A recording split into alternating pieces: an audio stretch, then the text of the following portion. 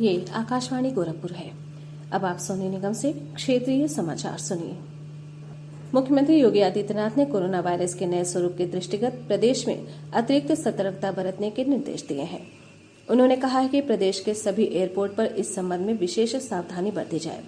उन्होंने नए स्वरूप के दृष्टिगत कोविड उपचार के संबंध में सभी जरूरी इंतजाम सुनिश्चित करने के निर्देश भी दिए हैं।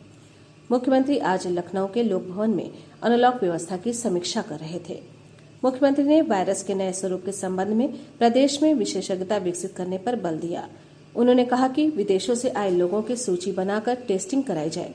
टेस्टिंग का परिणाम आने तक ऐसे लोगों को नियमानुसार होम आइसोलेशन में रखा जाए।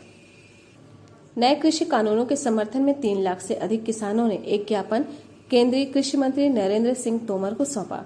ग्रामीण भारत के गैर सरकारी संगठनों के प्रतिनिधि मंडल ने कल श्री तोमर को ज्ञापन सौंपा, जिसमें 3,13,000 से अधिक किसानों के हस्ताक्षर हैं।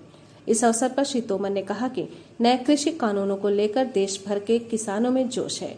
उन्होंने कहा कि ये कृषि सुधार काफी समय से लंबित थे। श्री तोमर ने कहा कि प्रधानमंत्री नरेंद्र मोदी के दृढ़ निश्चय के कारण ही आवश्यक सुधारों को जमीनी स्तर पर आकार दिया जा रहा है। कृषि मंत्री ने कहा कि कृषि अर्थव्यवस्था को सशक्त करना सरकार का कर्तव्य है और भविष्य में ऐसा होता रहेगा। कृषि मंत्री ने कहा कि कई ऐसे महत्वपूर्ण कृषि सुधार हैं जिन्हें पिछले 5 वर्षों में शुरू किया गया है और कृषि क्षेत्र में काम कर रहे विशेषज्ञों ने इन सुधारों की हमेशा से सिफारिश की है। उन्होंने कहा कि इन सुधारों का उद्देश्य किसानों की आय बढ़ाना, उन्हें स्वतंत्र बाजार उपलब्ध कराना, युवा पीढ़ी को कृषि की तरफ आकर्षित करना और देश के सकल घरेलू उत्पाद में कृषि का योगदान बढ़ाना है। प्रदेश सरकार राज्य के प्रवासी मजदूरों की सुरक्षा और कल्याण के लिए विभिन्न राज्यों में विशेष अधिकारी नियुक्त करेगी। शुरुआत में ये अधिकारी मुंबई, दिल्ली और कोलकाता में नियुक्त किए जाएंगे। हमारे संवाददाता ने बताया है कि प्रवासी मजदूरों के कल्याण के लिए समर्पित ऐसे अधिकारियों की नियुक्ति करने वाला उत्तर प्रदेश देश का पहला राज्य होगा।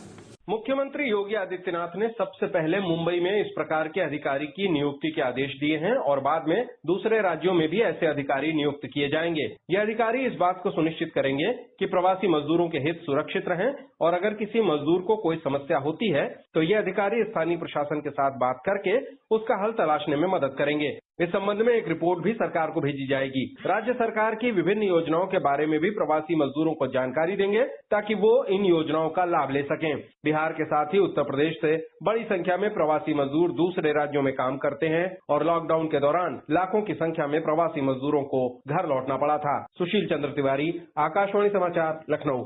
प्रदेश में इस बार राज्य बोर्ड की परीक्षाएं कोरोना की स्थिति के कारण कम किए गए पाठ्यक्रम पर आधारित होंगी। अब 9वीं, 10वीं, 11वीं और 12वीं की परीक्षाएं कुल पाठ्यक्रम के 70% के आधार पर ली जाएंगी। देश में कोरोना के सक्रिय मरीजों की संख्या लगातार कम हो रही है और ये अब तक संक्रमित कुल मरीजों का सिर्फ 2.80% रह गई है। देश में कोरोना के 2,83,000 मरीज हैं। दैनिक संक्रमण की संख्या भी 25,000 से नीचे चली गई है। कोरोना से ठीक होने वालों की दर भी बढ़कर 95.75% हो गई है। अब तक 96,93,000 से अधिक व्यक्ति कोरोना संक्रमण से मुक्त हो चुके हैं। मृत्यु दर भी कम होकर 1.45% हो गई है। पिछले 24 घंटों के दौरान कोरोना से 312 लोगों की मृत्यु हो गई है। देश में एक दिन में कोविड के 10,39,000 से अधिक नमूनों की जांच की गई है। इसके साथ ही अब तक 16,53,00,000 नमूनों की जांच की जा चुकी है। मुख्यमंत्री योगी आदित्यनाथ ने क्रिसमस के अवसर पर प्रदेशवासियों को हार्दिक बधाई और शुभकामनाएं दी हैं। आज लखनऊ से जारी शुभकामना संदेश में मुख्यमंत्री ने कहा है कि ये पर्व जरूरतमंदों की मदद करने तथा मिलजुल कर खुशियां बांटने का संदेश देता है। मुख्यमंत्री ने क्रिसमस के समस्त आयोजनों में कोविड-19 के प्रोटोकॉल के पूर्ण रूप से पालन करने की प्रदेशवासियों से अपील की है। महोबा जिले में आज सवेरे एक ट्रक से टकराने से 2 छात्रों की मौत हो गई और 3 अन्य घायल हो गए। दुर्घटना उस समय हुई जब ये छात्र अपनी साइकिल पर कोचिंग सेंटर जा रहे थे। घटनास्थल पर ही 2 छात्रों की मौत हो गई। घायलों को अस्पताल में भर्ती कराया गया है।